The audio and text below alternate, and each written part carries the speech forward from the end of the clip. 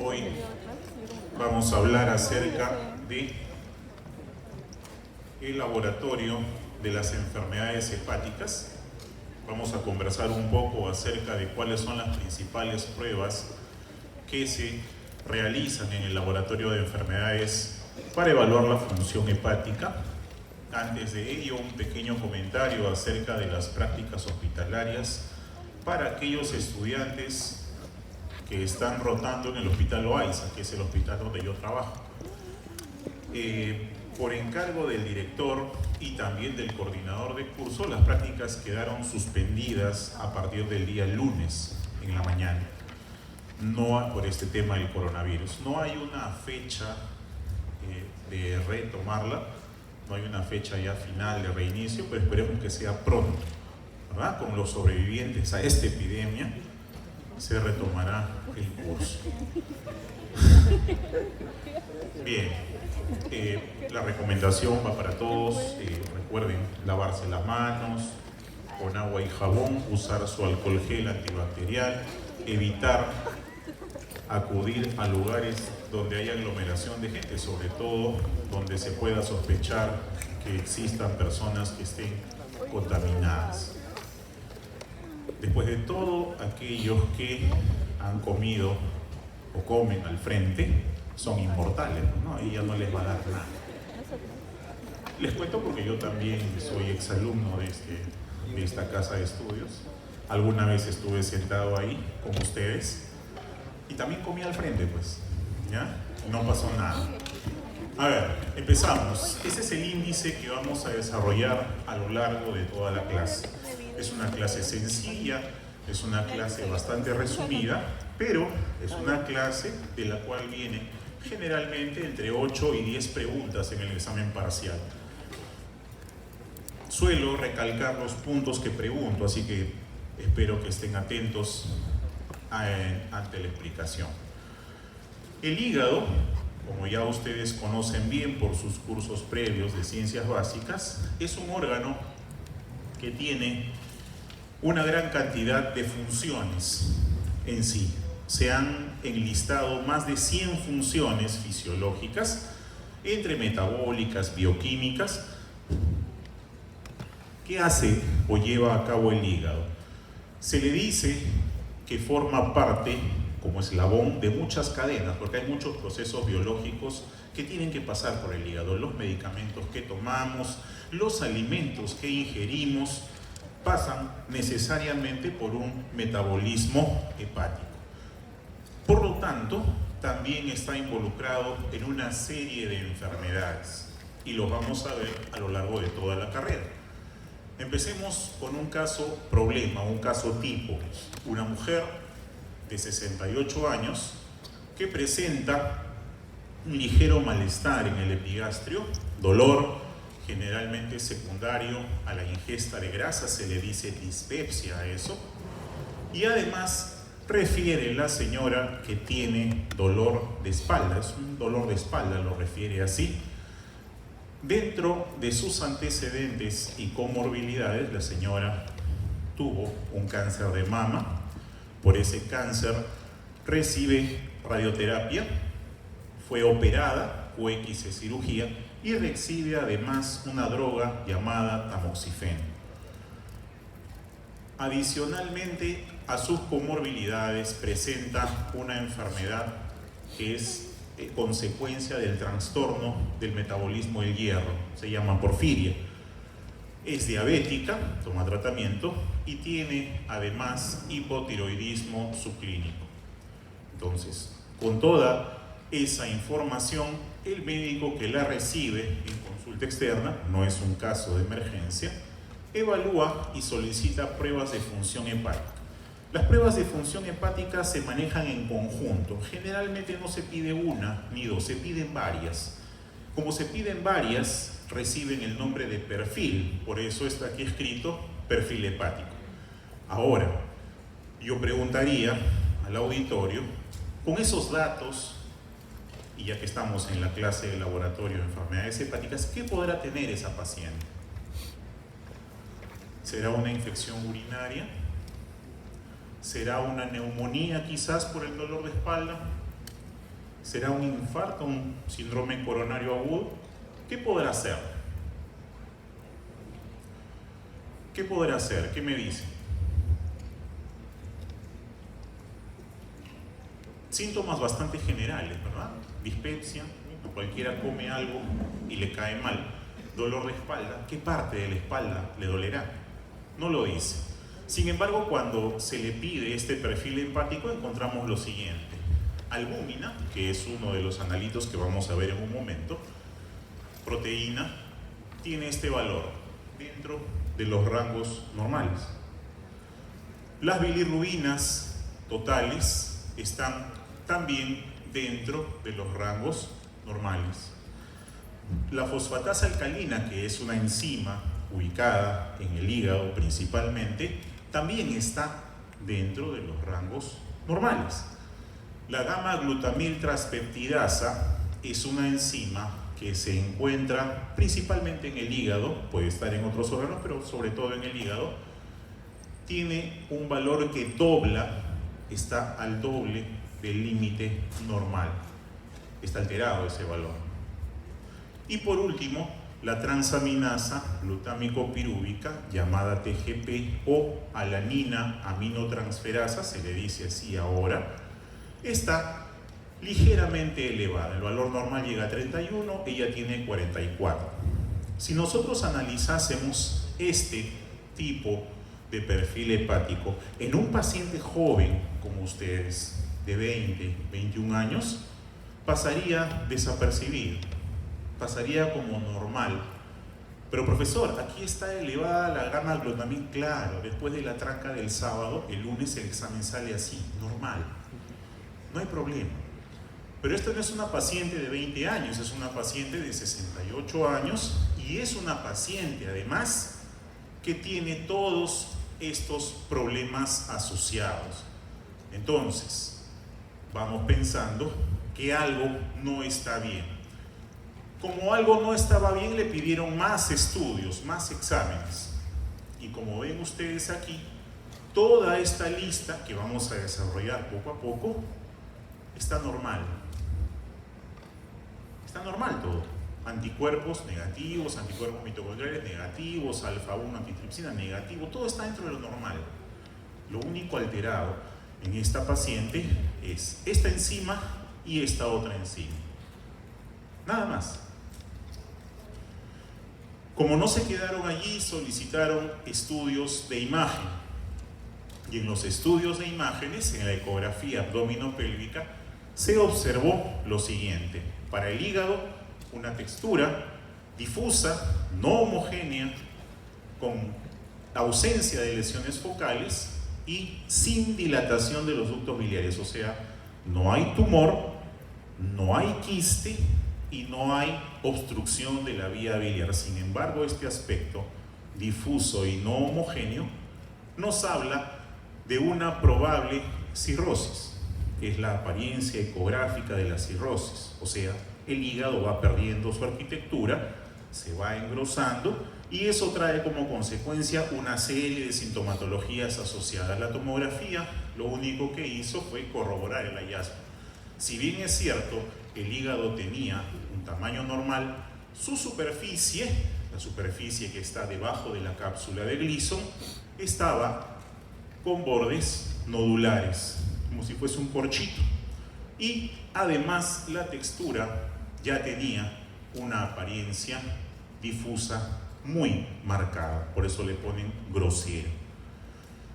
Entonces, el único indicador de presencia de cirrosis, ojo, no estamos hablando de una hepatitis común y silvestre, sino de una cirrosis, un estadio más avanzado en la degeneración hepática. En esta paciente solamente se pudo sospechar por sus pruebas hepáticas que estaban ligeramente elevadas. Si nosotros hubiésemos manejado las pruebas hepáticas por separado, aquí, una por una, probablemente a esta paciente no le hubiesen pedido gamma-glutamiltraspeptidasa. No le hubiesen pedido. Pero como se pidió el perfil completo, sí se encontró hallazgos que condujeron después, junto con los estudios de imágenes, al diagnóstico de cirrosis. Ahora, ¿por qué tendría cirrosis esta paciente?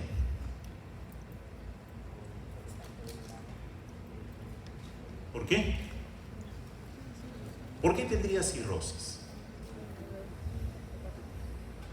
No tiene antecedentes de alcoholismo. No hay. No es una mujer joven para pensar en una cirrosis autoinmune, que es frecuente entre la segunda y la cuarta década de la vida. Tiene 68, casi 70 años. ¿Por qué tendrá cirrosis? ¿Por qué su hígado se habrá deteriorado? ¿Por la edad? Puede ser, pero más alejado. ¿Qué otro factor tendrá esa pobre mujer para haber llegado a tener cirrosis a esa edad? ¿Perdón? Por supuesto, los medicamentos que toma, dentro de ellos el tamoxifeno. Y antes del tamoxifeno, sabe Dios qué más habrá tomado, ¿verdad? Entonces, los medicamentos, muy bien, ¿cuál es tu apellido? ¿Tu apellido, hija? ¿Pinao? Ok, vamos a... ¿En qué hospital estás rotando? María, mucha, fuese de Loaiza, te ponía 20 en la práctica. Pero ya, queda cuenta.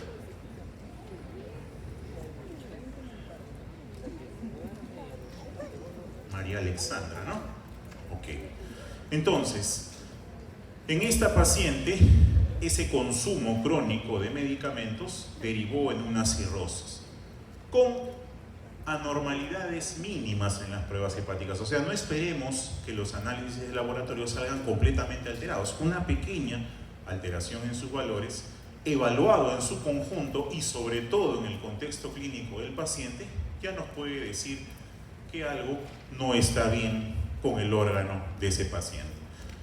Saben ustedes ya de sobra, porque han llevado histología, anatomía y demás, que estructuralmente el hígado está conformado por una unidad celular que se llama hepatocito y que ese hepatocito se encarga de todas estas funciones, dentro de las cuales está la degradación y el metabolismo de las drogas, llamadas también xenobióticos. Saben también que existe un sistema biliar encargado del metabolismo de la bilirrubina y encargado del metabolismo de las sales biliares, y un sistema retículo endotelial que se encarga sobre todo del sistema inmunológico, de la función inmunológica de este hígado en nosotros. Pues bien, funcionalmente nuestro hígado tiene, les dije, más de 100 funciones. Destacan las siguientes: síntesis proteica, a partir de aminoácidos puede formar proteínas, almacén, sobre todo almacén de carbohidratos en forma de glucógeno, detoxificación xenobiótica, productos que llegan son detoxificados ahí. De hecho, los metales pesados contenidos en los alimentos se quedan almacenados en el hígado. Digestión y absorción de los nutrientes, secreción de bilis para la función digestiva correspondiente, metabolismo intermediario, llámese grasas, proteínas, carbohidratos, funciones netamente enzimáticas y generación de urea que interviene en el balance ácido-base. Este hígado, que pesa más o menos ¿cuánto pesa un hígado humano promedio? ¿3 kilos? ¿2 kilos? ¿Cuánto pesa un hígado? Entre 1,5 kilos y 2 kilos, más o menos, ¿verdad? Entre 1.500 y 2.000 gramos. Este hígado funciona de manera continua y constante, y si hay alguna enfermedad que lo afecte, puede seguir funcionando hasta con el 10% de su capacidad normal. A ese 10% nosotros le vamos a llamar reserva funcional. ¿Qué significa eso? Que puede destruirse el 90% del hígado, ¿ok? Por un accidente, por un tumor, pero mientras quede un 10%, el hígado no va a dar problemas. Por eso se le dice órgano noble también. Con ese 10% puede cubrir nuestras necesidades, a las justas, pero las cubre. Pero cuando esa reserva funcional se ve alterada, entonces aparecen los problemas derivados de la enfermedad hepática que pueden agruparse en dos grandes grupos, y de aquí la primera pregunta del examen parcial, ¿verdad? Un grupo de enfermedades hepáticas causadas por necrosis celular, es decir, muerte del hepatocito, y otro grupo causado por colestasis, o sea, detención del pasaje de la bilis por obstrucción de las vías biliares, que pueden ser dentro del hígado o fuera del hígado. Veamos entonces cuáles son las principales causas de enfermedad hepática por necrosis celular. La necrosis celular o muerte celular, muerte del hepatocito, pueden ser agudas en el caso de hepatitis viral. Hepatitis A causa necrosis del hígado, hepatitis B, hepatitis C, hepatitis D y las demás. Las hepatitis tóxicas, dentro de las cuales están las hepatitis medicamentosas, la hepatitis alcohólica, el exceso de alcohol en el cuerpo y sobre todo el tipo de alcohol que se consume, termina en una hepatitis, muchas veces leve, que se traduce como una simple dispepsia, postranca y pasa, ¿verdad? Pero es una hepatitis al final de todo. Y la necrosis isquémica, cuando se interrumpe el flujo sanguíneo en alguno de los segmentos del hígado. Todas ellas causan necrosis celular, muerte del hepatocito, y como consecuencia de ello aparece la enfermedad hepática aguda. La crónica es una enfermedad que se desarrolla en meses o en años, permite que el hígado siga funcionando, pero cada vez se deteriora más y con más fallas, y ahí está la hepatitis crónica activa, hepatitis B por ejemplo, crónica activa, la hepatitis autoinmune, que suele presentarse en el sexo femenino, principalmente entre la segunda y la cuarta década de la vida, y que va consumiendo a la paciente en el tiempo. Y finalmente, la tercera causa de hepatitis o enfermedad crónica es la cirrosis. Dentro de las causas de colestasis destacan las que están dentro del hígado, que pueden ser difusas, por ejemplo, las inducidas por medicamentos. Algunos medicamentos suelen enlentecer el paso de la bilis y algunos lo bloquean. A eso se llama colestasis. La cirrosis biliar primaria, que es otra enfermedad autoinmune. Las causas focales, los tumores, por ejemplo. Un tumor que ocupe la luz de una vía o que por fuera empuje la luz de una vía y lo obstruya, va a causar éxtasis de la bilis. Un granuloma, que puede ser consecuencia de una infección bacteriana, de una infección por amebas, de una infección parasitaria, quistidatídico, por ejemplo, aquellos que tienen perro, ¿verdad? Y la tercera causa de la colestasis intrahepática focal, los cálculos biliares, la colestasis por litiasis intrahepática. Los cálculos son piedritas que ocupan el lumen del vaso biliar, de la vía biliar, y la obstruyen, impidiendo el paso de la bilis hacia afuera. Y dentro de las extrahepáticas también están los cálculos, aquellos que se presentan sobre todo en el cístico o en el colédoco, y los tumores de cabeza de páncreas sobre todo. Entonces, cuando analizamos la enfermedad hepática, nosotros hablamos de una lesión estructural, necrosis celular, muerte del hepatocito.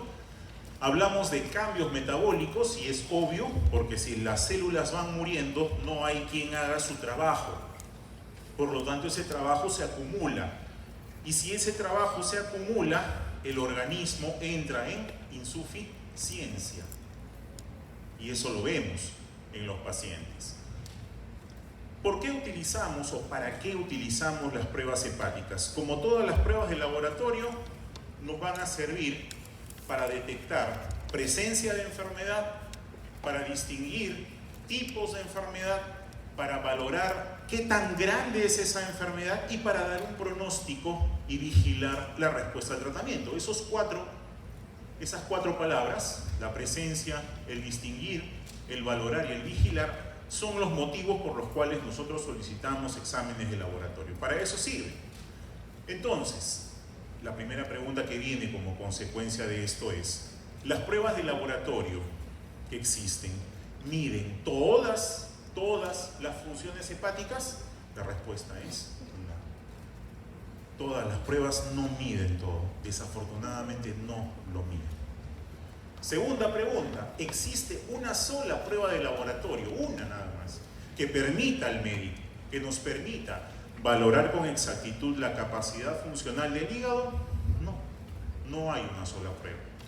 Son varias, por eso le decimos perfil. Entonces, ¿es preferible utilizar estas pruebas de laboratorio como perfil? Claro que sí. Claro que sí. Preferimos utilizarlas como perfil porque estas pruebas de función hepática lo que en realidad hacen es evaluar lesión hepática. ¿Por qué? Recuerden cómo está constituido el hígado: hepatocitos y canalículos, ¿cierto? Además de arterias, venas y lo que venga además. Perfecto. Cada uno de esos hepatocitos es una célula que tiene una membrana y que está limitada. Y dentro de ese hepatocito hay moléculas, hay elementos moleculares y hay enzimas. Si el hepatocito se rompe por una hepatitis, por un tumor o por alguna de las causas que hemos mencionado, ese contenido del hepatocito se va hacia el exterior. ¿Y a dónde va a parar? Va a parar a los vasos sanguíneos, va a parar a la sangre. Entonces el contenido de las enzimas se va a elevar, porque normalmente no están en sangre, esas enzimas están dentro del hepatocito. Si el hepatocito se rompe, su contenido pasa a la sangre y eso es lo que yo puedo medir en la sangre de los pacientes. Eso es lo que yo mido cuando les saco sangre y observo cómo están las transaminasas, cómo están las enzimas. Pocas son las pruebas que realmente me miden función hepática. Dentro de ellas está la prealbúmina, que es un precursor de la albúmina, la albúmina misma como unidad proteica, las bilirrubinas, que lo que miden es la síntesis y formación de la bilis, y el tiempo de protrombina, que es un marcador importante de coagulopatía y que verán en una de las clases teóricas con el doctor Urbina en detalle. Sin embargo, si yo quito la prealbúmina, todas las otras pruebas aquí enlistadas se pueden alterar fácilmente por factores denominados extrahepáticos. Por ejemplo, si un paciente está desnutrido, ¿cómo estará su conteo de albúminas en sangre? Obviamente va a estar bajo. No come. Si un paciente presenta anemia hemolítica, es decir, sus glóbulos rojos se rompen, por cualquier causa, se rompen, y ese contenido del glóbulo rojo pasa al hígado, el hígado va a tratar de metabolizar y lo que va a aumentar son las bilirrubinas, que son productos de degradación del grupo hemo. Entonces un paciente con hemólisis tendrá bilirrubinas elevadas. Y si un paciente utiliza antibióticos, cualquier familia que ésta sea, cefalosporinas, beta-lactámicos, penicilinas, macrólidos, etc., su tiempo de protrombina se va a prolongar. Algunos fármacos prolongan demasiado el tiempo de protrombina y pueden condicionar que el paciente pueda sangrar espontáneamente. Entonces, estas pruebas hepáticas, como por ejemplo las bilirrubinas totales y fraccionadas, se pueden dosar, se pueden medir y se miden en realidad en dos grupos: las bilirrubinas conjugadas, llamadas también bilirrubinas directas, o sea, aquella bilirrubina que está asociada a una proteína, y la bilirrubina no conjugada, llamada también bilirrubina indirecta o bilirrubina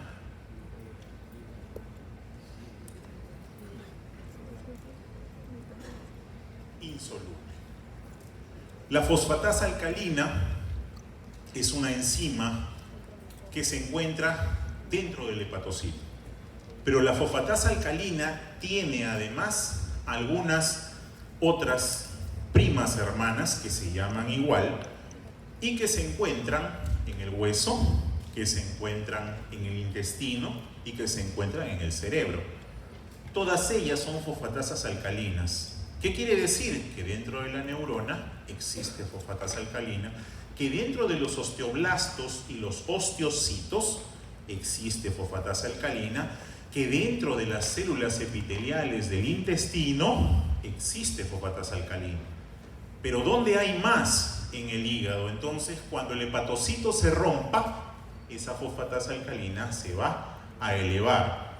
Sin embargo, como podrán ustedes deducir, si hay un paciente con cáncer de hueso, la fosfatasa alcalina se va a elevar. Si hay un paciente con linfoma intestinal, la fosfatasa alcalina se va a elevar. ¿Quieres preguntar algo? No, perdón. La gamma-glutamil transpeptidasa, un indicador sensible, sobre todo de colestasis, o sea, de detención del flujo de la bilis hacia afuera. Se altera por medicamentos y toxinas, pero es especialmente sensible al alcohol que consumimos, que está presente en el vino, en la cerveza, en el whisky, en lo que consuman. Hacen que esta enzima salga hacia el lumen y yo pueda dosarla. Hagan la prueba si quieren, después de una fiesta de fin de semana, dósense y van a ver que se eleva, en verdad. Además, a otros medicamentos como la fenitoína, los barbitúricos, las estatinas, aquellos pacientes que consumen medicamentos para disminuir el colesterol, las estatinas, suelen tener elevación de gamma-glutamil transpeptidasa. Y el dibujito que está aquí están las transaminasas, me dice exactamente dónde están ubicadas estas enzimas. Por ejemplo, vemos que la fosfatasa alcalina, el puntito verde, está generalmente cerca a los canalículos biliares. La gamma-glutamil está cerca del retículo endoplásmico, está en el citoplasma y también en los canalículos biliares. Y las transaminasas que vamos a ver ahorita se encuentran generalmente cerca de las mitocondrias, dentro del hígado y también en el citoplasma.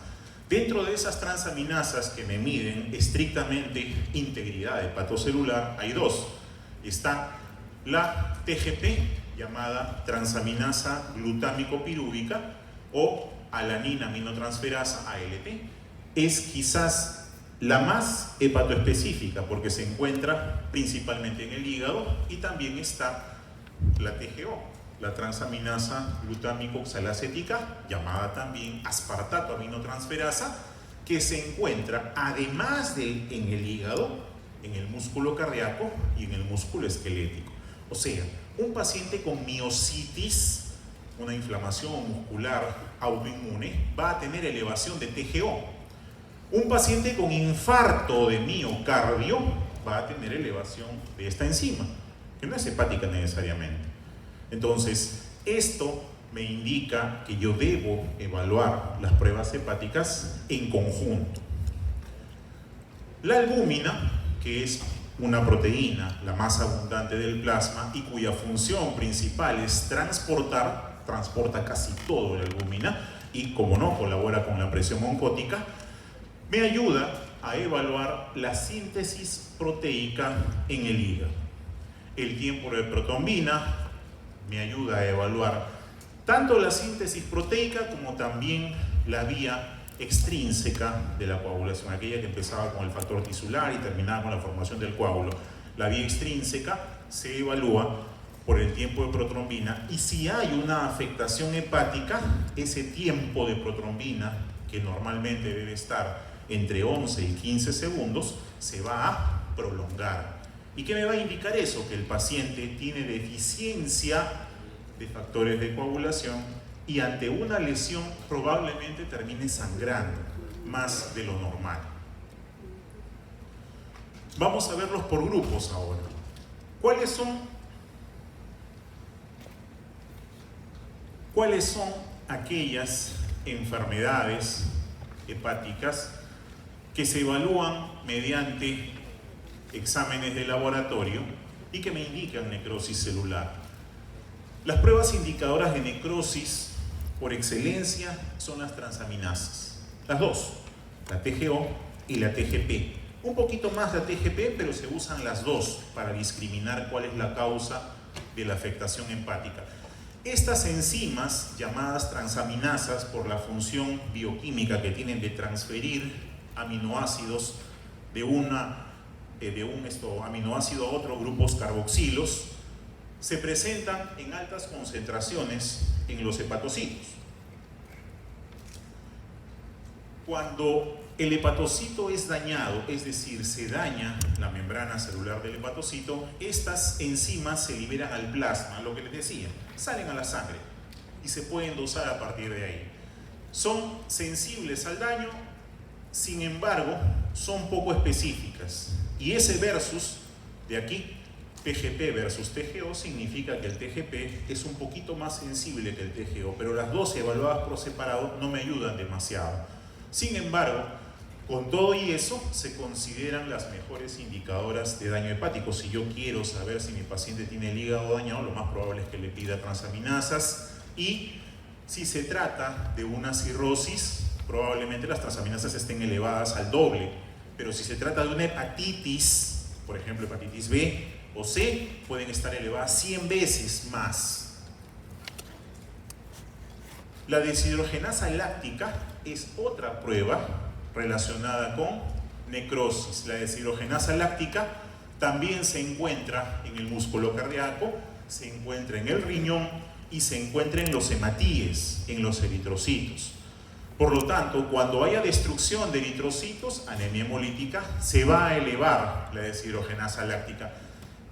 Si bien es cierto, presenta poca especificidad, es útil cuando se evalúa en combinación con otras pruebas hepáticas, llámese transaminasas. Entonces, si yo tengo un paciente con sospecha de daño hepático y tengo transaminasas elevadas y lactato deshidrogenasa elevados, lo más probable es que se trate pues de un daño de hepatocito y estas enzimas tengan origen hepático y no de otro lado. Sin embargo, puede darse el caso de que yo le pido transaminasas y le pido deshidrogenasa láctica, pero las transaminasas salen normales y la deshidrogenasa láctica sale elevada. Voy a ver al paciente, ayer tenía hemoglobina de 14, hoy día tiene hemoglobina de 10. ¿Ha perdido sangre por el recto o ha vomitado sangre? No, no hay hemorragia digestiva, ni alta ni baja. Voy a mirar su historia, examino al paciente y lo encuentro con una serie de manchitas, petequias en su cuerpo. Me está haciendo hemólisis adicional y está perdiendo también plaquetas, por eso las manchas. Pero esa hemólisis, esa destrucción de glóbulos rojos, me condiciona la elevación de la deshidrogenasa láctica. De allí la importancia, insisto, en que la interpretación de las pruebas de laboratorio no se hacen por separado, sino en conjunto, y no se hacen al azar.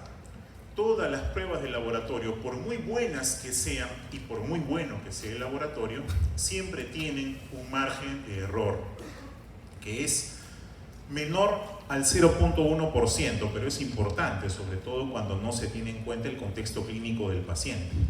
Lo conversamos hace un ratito. En un paciente joven, encontrar una gamma-glutamil transpeptidasa elevada después de un fin de semana donde él asistió a una fiesta y consumió alcohol puede ser considerado normal, pero encontrar ese mismo valor en una persona de 70 años o en un niño no es normal. Entonces cambia. Ese número tiene un significado para un grupo poblacional y etario y otro significado para otro grupo poblacional. Por eso la importancia de la historia clínica también.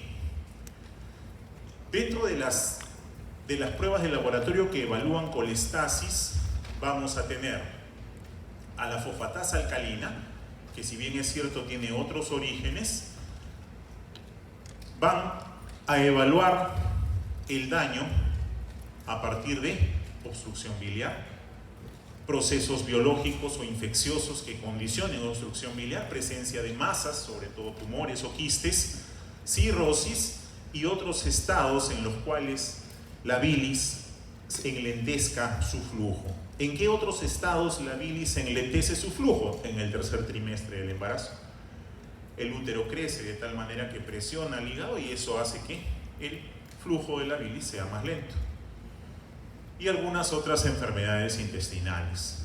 La gamma-glutamil transpeptidasa, que es casi exclusiva del hígado y un porcentaje pequeño que se sintetiza en el riñón, pero es principalmente hepática, que junto con la fosfatasa alcalina me va a determinar el origen. Si estas dos se encuentran elevadas, tanto la fosfatasa como la gamma-glutamil, la enfermedad es netamente del tracto biliar.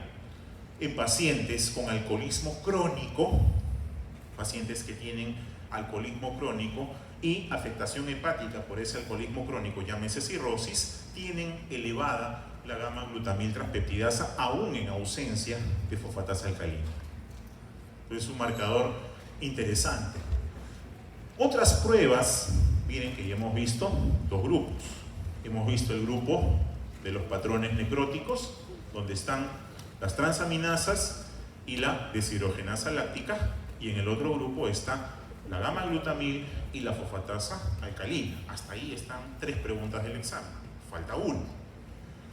Las pruebas metabólicas, dentro de las cuales está la bilirrubina, que como saben corresponde a el metabolismo del grupo hemo, tienden a evaluarse en 2 grupos: la bilirrubina directa, llamada conjugada, y la bilirrubina indirecta. Cada uno de los aumentos de estas bilirrubinas, de la directa o de la indirecta, condiciona un tipo de patología diferente, que puede ser adquirida o puede ser congénita. En el caso de las bilirrubinas directas o conjugadas, las patologías congénitas, como el síndrome de Dewey-Johnson y el síndrome de Rotor, nos hablan de una incapacidad del hígado del pequeño para poder metabolizar y liberar estas bilirrubinas, mientras que las necrosis y colestasis suelen aumentar la bilirrubina directa. O sea, un paciente con necrosis hepática o un paciente con colestasis tiende a elevar su bilirrubina directa. Por otro lado, las bilirrubinas indirectas o no conjugadas suelen incrementarse en patologías congénitas como el síndrome de Gilbert, el síndrome de Crigler-Najjar, donde el hígado del pequeño es incapaz de conjugar las bilirrubinas por ausencia de una serie de enzimas, las UDPs. Adicionalmente, en presencia de hemólisis, la bilirrubina indirecta aumenta, y eso es completamente lógico. Si el hematíes se rompe, se libera la hemoglobina presente. Esa hemoglobina va a pasar por el hígado, donde se va a descomponer, y esa bilirrubina no va a poderse transformar, se va a acumular. En segundo, están los hematomas en resolución. Los hematomas con pérdidas importantes de sangre por encima de los 200 mililitros suelen condicionar aumento de bilirrubina indirecta también. ¿Cuál es el problema de las bilirrubinas elevadas? Sobre todo en neonatos. Se habla mucho de la ictericia neonatal que preocupa al neonatólogo, ni bien recibe al bebé si lo ve demasiado amarillo. Lo primero que averiguan qué cosa es, si el grupo de la mamá corresponde al grupo del bebé. Esto sucede generalmente cuando la mamá es O positivo y el bebito es O negativo. Suele ocurrir este tipo de ictericia. Y la otra es cuando la mamá tiene un grupo sanguíneo, por ejemplo A, y el bebito es O o B, o viceversa. Entonces, estas incompatibilidades de grupo sanguíneo causan hemólisis. Esa hemólisis causa elevación de las bilirrubinas no conjugadas. ¿Y cuál es el riesgo? El riesgo es que estas bilirrubinas, sobre todo la indirecta, se eleven tanto y a tanta concentración que atraviesen la barrera hematoencefálica y terminen pigmentando, terminen sedimentando dentro del tejido nervioso, en el sistema nervioso central. A eso se le llama kernicterus. Cuando eso sucede, la bilirrubina es tóxica, desencadena proceso inflamatorio. El bebito hace problema inflamatorio neurológico y puede terminar muriendo. Entonces es importante controlar la ictericia por cualquiera de las causas cuando esta ictericia pasa los 17 gramos por decilitro. Lo normal es que un bebé tenga entre 5 y 6 hasta cierto día de vida. Si pasa eso y va elevándose, ellos van considerando terapias como por ejemplo la fototerapia. Utilizan la luz, la bilirrubina se termina de metabolizar con la luz solar, utilizan lamparitas en las servocunas, en las cunas de neonatos, o la otra medida es la exsanguíneo-transfusión, o sea, le sacan la sangre al bebé que tiene bilirrubina disuelta y se la cambian con otra sangre de un donante, a veces de la mamá si está disponible, sino de otra persona. Entonces, eso se hace para disminuir el nivel de bilirrubinas en la sangre. Las pruebas que evalúan la síntesis proteica, está la albúmina, que es la principal proteína que se produce en el hígado y que es capaz de mantener casi en un 80 o 90% la presión oncótica por ella sola. Si la albúmina cae, ¿qué pasa con el paciente? Se hincha, ¿verdad? Se dematiza. Es lo que sucede, se dematiza en cualquiera de sus cavidades, en las extremidades, en el abdomen, etc. Y esta albúmina, además de mantener esta presión oncótica, es capaz de transportar todas las sustancias que pasan por la sangre, alimentos, transporta también hormonas y transporta algunos otros tipos de moléculas, medicamentos inclusive. La hipoalbuminemia puede deberse a destrucción de tejido hepático, por hepatitis, por ejemplo, por tumores, por ejemplo, o puede también producirse en otros estados, pérdida de proteínas, paciente con síndrome nefrótico, por ejemplo. Paciente con síndrome nefrótico pierde proteínas, por lo tanto entra en un estado de hipoalbuminemia y empieza a hincharse. No es el riñón, es el hígado el que está causando que haya poca albúmina como consecuencia de su pérdida renal, pero no hay reposición en el hígado.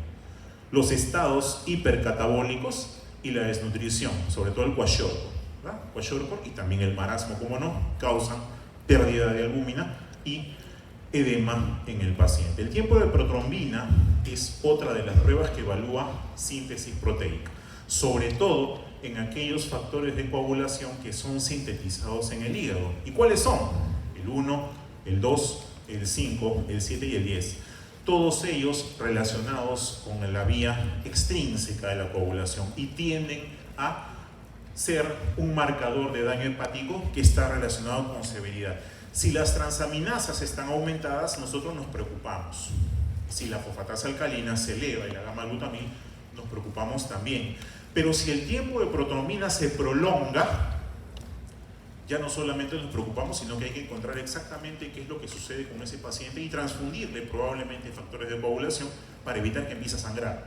Porque este solo es un marcador de severidad de enfermedad hepática. Y es generalmente el último que se altera cuando hay una insuficiencia hepática y el paciente entra ya a compromiso sistémico. Existen otro grupo de pruebas que son menos comunes, pero no por eso menos importantes. Esos grupos de pruebas son las pruebas inmunológicas, o sea, aquellas pruebas que me permiten investigar sobre todo inmunoglobulinas. ¿Cuándo se elevan las inmunoglobulinas? En una infinidad de causas que pueden ser infecciosas o pueden ser no infecciosas. Generalmente en las enfermedades hepáticas crónicas y en las gamamatías monoclonales, que es otro tipo de enfermedad sanguínea. Pero existe además un espectro de enfermedad en hígado que afecta sobre todo pacientes jóvenes y que son las enfermedades autoinmunes, dentro de las cuales están los anticuerpos, enfermedades por anticuerpo autoinmune, la cirrosis biliar primaria. La cirrosis biliar primaria es una enfermedad mediante la cual nuestros anticuerpos atacan a nuestras mitocondrias, por eso se llaman autoanticuerpos antimitocondriales. Eso causa destrucción de las mitocondrias del hepatocito y destrucción del hepatocito después.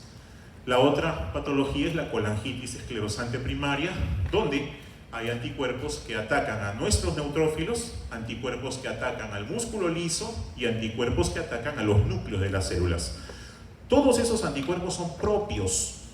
Significa que hay una desregulación del sistema inmunitario, pero normalmente mi sistema inmune me debe proteger, pero en este caso no me protege. No solo no me protege, sino no me reconoce. Como no me reconoce, me ataca. Otro tipo de pruebas hepáticas son los marcadores virales. Y ahí están mayormente las hepatitis virales. Está la hepatitis A, el picornavirus, del cual yo puedo investigar anticuerpos de tipo IgM o IgG. La hepatitis A, una enfermedad que se transmite por vía oral, principalmente alimentos, que no conlleva mayor gravedad. La hepatitis B, que sí tiene consecuencias porque se puede cronificar, puede causar cirrosis y en algunos pocos casos cáncer. Es un virus oncogénico también, donde este virus que tiene genoma DNA hace que se eleven no solamente las transaminasas, sino también los anticuerpos relacionados a esta infección. Si hay una vacuna que es eficaz en nosotros, que somos población de salud, es justamente esta, ¿verdad? Que espero la tengan todos al día, porque una vez que empezamos a rotar en hospitales, ya tenemos contacto con pacientes y hay que tener la vacuna de hepatitis al día. La hepatitis C, que es una infección un poquito más severa, generalmente asintomática. Lo curioso de estas dos enfermedades, de la B y la C, es que se transmiten por vía parenteral, o sea, no es vía oral.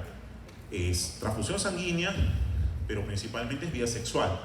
Y la mitad de los casos, y a veces más, son asintomáticos, igualito que el coronavirus. No hay síntomas, pero tienes hepatitis. Y el coronavirus lo tienes 15 días y luego se va. La hepatitis la tienes y jamás se va a ir. El coronavirus lo tienes y por 15 días contagias. Cuarentena y se acabó. La hepatitis B y C la tienes y toda tu vida la vas a contagiar. Peor si no sabes que la tienes. Recuerden, caras vemos, serologías no sabemos. Ajá.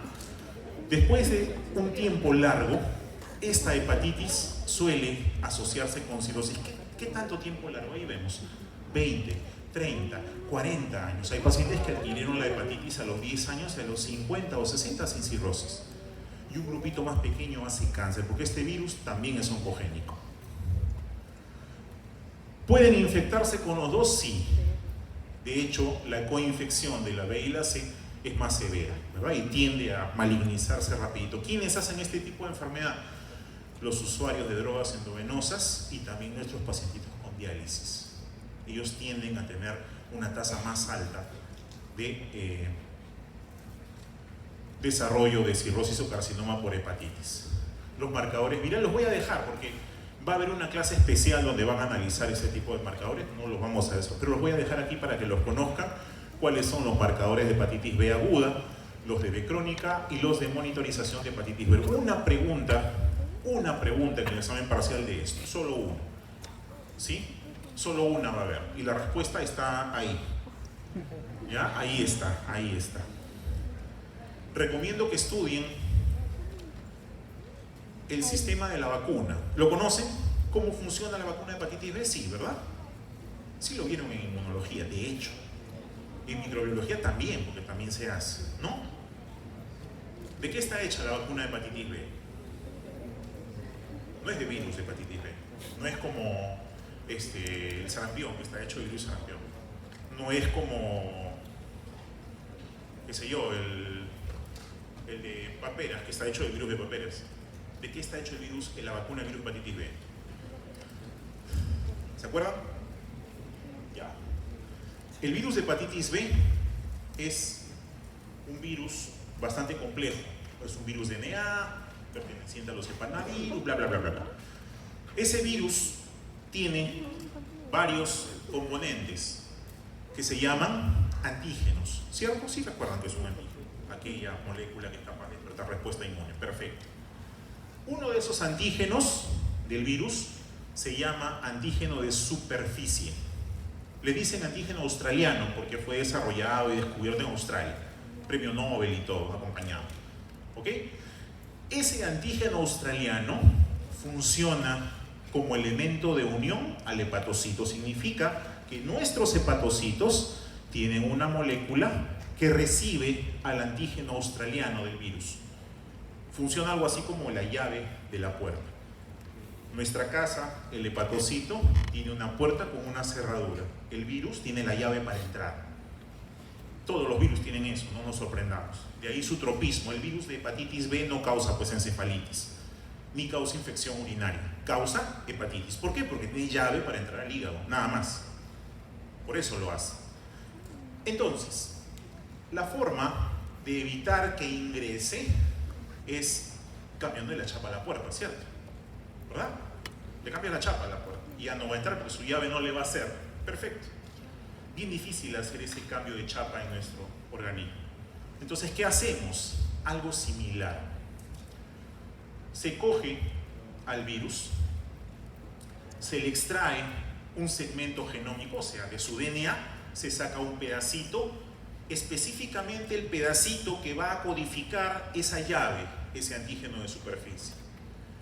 ese segmento genómico se inserta en otra especie, en este caso una levadura, un hongo, el hongo de la cerveza, el Saccharomyces cerevisiae. Se inserta ese segmento génico del virus en el hongo.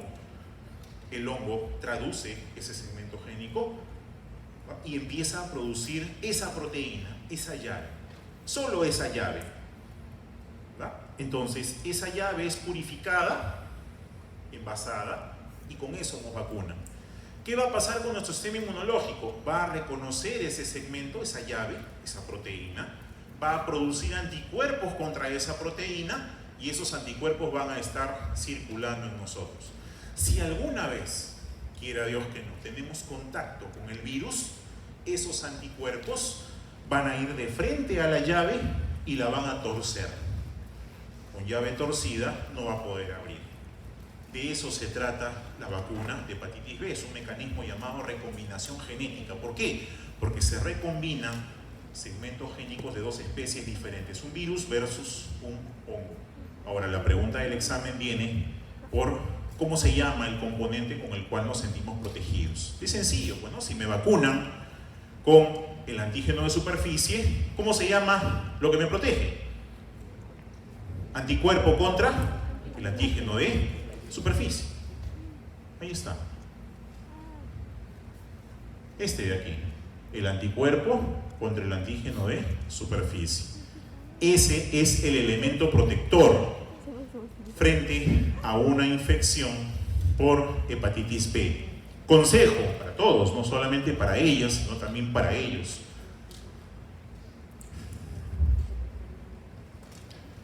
La persona vacunada de hepatitis o contra hepatitis B solamente tiene en su sangre o en su suero antígeno de superficie. Nada más que eso. Si tiene otro marcador, se ha contagiado. O sea, te está mintiendo, te está engañando, te está metiendo cuenta. ¿Verdad? Solamente tiene que tener ¿qué cosa? Esto. Nada más.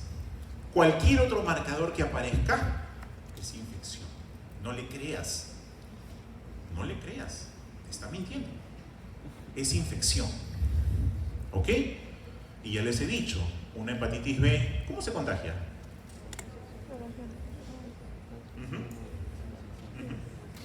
¿Transfusión? Es raro que te transfundas de tu novio o tu novia, ¿no? Raro es. Esas cosas raras, pero sí es probable por una transmisión sexual. Es más probable. Así que ojo, nuevamente, caras vemos, serologías no sabemos. ¿Ya? Tamizaje obligatorio al inicio de cada relación. Su tamizaje serológico y su tamizaje psiquiátrico. ¿Ya? Ni uno menos, ni una menos también. ¿Ok? Bien. Por último, los marcadores. Salud. Uy, ¿quién estornudó? Y no se cubrió la boca el estornudado. Mira, ahí ya contagió a 12. Aléjese el resto. Cuarentena. Por último están los marcadores, están que revientan el teléfono por esto del corona. Que se mueran todos, ¿no?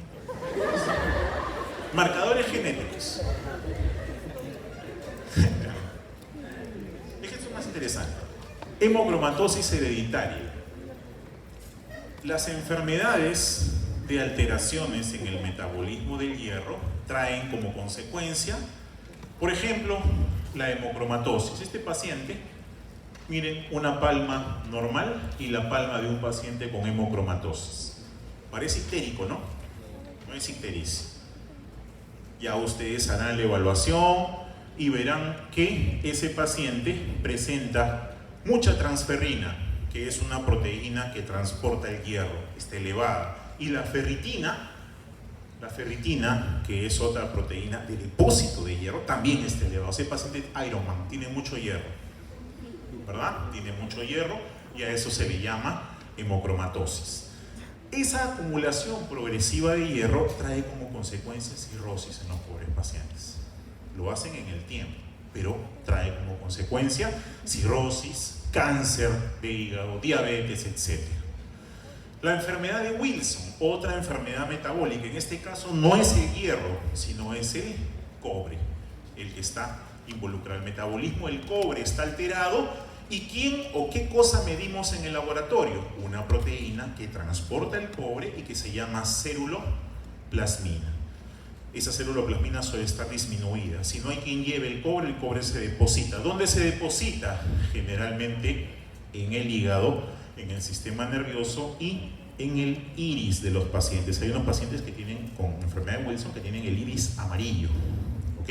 No son SIDS, es enfermedad de Wilson, ¿ok? Es enfermedad de Wilson. La deficiencia de alfa-1 antitripsina es quizás una de las más comunes dentro de las enfermedades genéticas en los niños.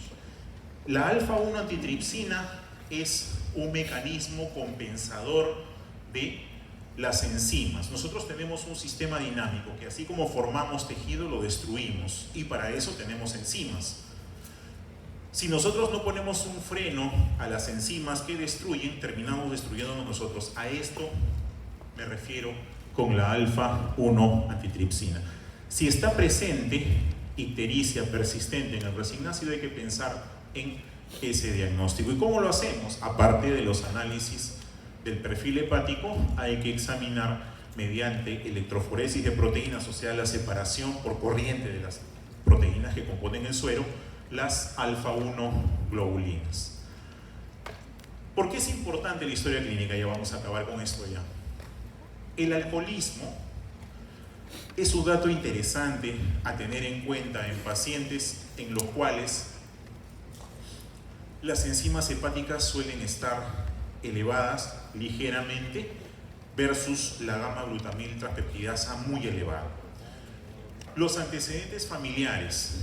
Si tenemos un paciente con patología recurrente y que además tiene patología hepática, no está de más preguntar antecedentes familiares de hemocromatosis, enfermedad de Wilson, deficiencia de alfa-1 antitripsina, porque suelen transmitirse sobre todo por línea materna, así que puede haber tías, primos que tienen esta enfermedad y nos pueden orientar al diagnóstico. El uso de las drogas y de los medicamentos, que fue el origen de nuestro caso problema, son importantes de anotar en la historia clínica porque todos tienen, no, casi todos, 99% tienen pasaje hepático. Así que el hígado interviene en mayor o menor medida. Medicamentos que son de uso tan común, como por ejemplo los antimicóticos. ¿Quién no ha tomado fluconazol o ha recetado o ha recomendado o ha visto que alguien ha tomado fluconazol para las infecciones micóticas? ¿Verdad? ¿Alguna vez? El fluconazol es un hepatotóxico potente. De hecho, su administración se da principalmente por vía tópica, en cremita. A veces se recomienda tomarlo en algunos casos. Y su dosis es semanal, no es diaria, es semanal. Porque la carga de ese medicamento hace que el paciente, después de 2 o 3 meses de tratamiento, te haga hepatitis medicamentosa. Los medicamentos utilizados para el tratamiento de la tuberculosis, la isoniazida, la rifampicina, son medicamentos altamente hepatotóxicos. Te curan la TB, pero te causan hepatitis medicamentosa. Entonces, eso hay que tener en cuenta también. Las drogas, todas las drogas, el tabaco, las sociales, ¿no? El tabaco, el alcohol, causan en mayor o menor medida hepatitis, sobre todo su uso continuo. Los viajes, sobre todo a zonas endémicas de hepatitis. ¿Qué zonas endémicas de hepatitis hay en el Perú? La selva, sobre todo la selva central y la selva sur. Zonas en la selva norte, el oriente también, como no, Loreto, Iquitos. Zonas endémicas de hepatitis B. Las transfusiones sanguíneas, no existe, y eso se los digo con pleno conocimiento de causa, no existe una transfusión 100% segura en ninguna parte del mundo. El Reino Unido tiene quizás el mejor sistema de hemovigilancia, o sea, el mejor sistema de vigilancia frente a las transfusiones. ¿Saben cuánto tiene de tasa de transmisión de VIH? 1 en 250.000 pacientes. O sea, de cada 250.000 que se transfunden, 1 se contagia de VIH. Poquito, ¿no? ¿Quién quiere ser el 250.000? Nadie, ¿verdad? En hepatitis B, 1 en 300.000. En hepatitis C, 1 en 300.000. O sea, ellos, con toda la tecnología, que también la tenemos aquí en el Perú, ni con esa tecnología pueden evitar el 100% de transmisión de enfermedades por vía sanguínea. ¿Y esto por qué? Porque existe algo que se llama periodo de ventana. Y ese periodo de ventana muchas veces es muy grande. El periodo de ventana del VIH, aún con las mejores pruebas posibles, biología molecular, PCR, todo lo que quieras, es de